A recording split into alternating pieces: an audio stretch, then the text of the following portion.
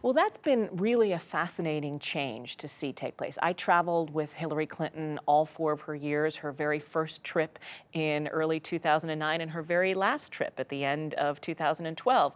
And she was someone who had a real rock star persona. Wherever we would go in the world, she was a celebrity. Everyone knew her, they reacted to her. She used that as a platform for doing a lot of public diplomacy, trying to repair the U.S. image in the world, which was very much the foreign policy priority of Obama's first term.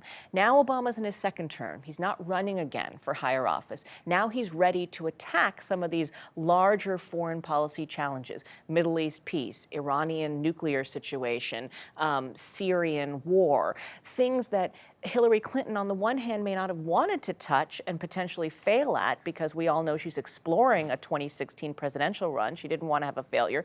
John Kerry, very different character, not running for office anymore. He's done with his presidential run. In a way, this is his legacy. This is his last big job in government. And he's been really a high-risk guy. He surprised a lot of people in Washington by not being the sort of staid, stentorian senator who a lot of people associated him as that. He's really sort of been a risk taker on a high wire, where he's, pushed the parties with face-to-face diplomacy to get back to Middle East talks. He's gone right in there into Geneva and the Iranian nuclear negotiations with his pen out, writing in the margins of the deal, trying to get a deal that would be acceptable. And with Syria, what started out as a gaffe, him saying something off the cuff and sort of accidentally. Sure, he could turn over every single bit of his chemical weapons to the international community in the next week. Turn it over, all of it, without delay, and allow a full and total accounting for that.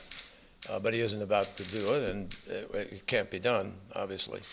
Turned into an opportunity for diplomacy, which he and his Russian counterpart, Sergei Lavrov, really worked with and came up with a chemical weapons deal. So what we've seen is Kerry in this first year has traveled more miles than Hillary Clinton did in her biggest travel year, and he's taken a lot of big risks. So, it remains to be seen in the coming year what happens with these deadlines. Do these deals come to fruition? But he has notched at least some important interim wins in his first year in office.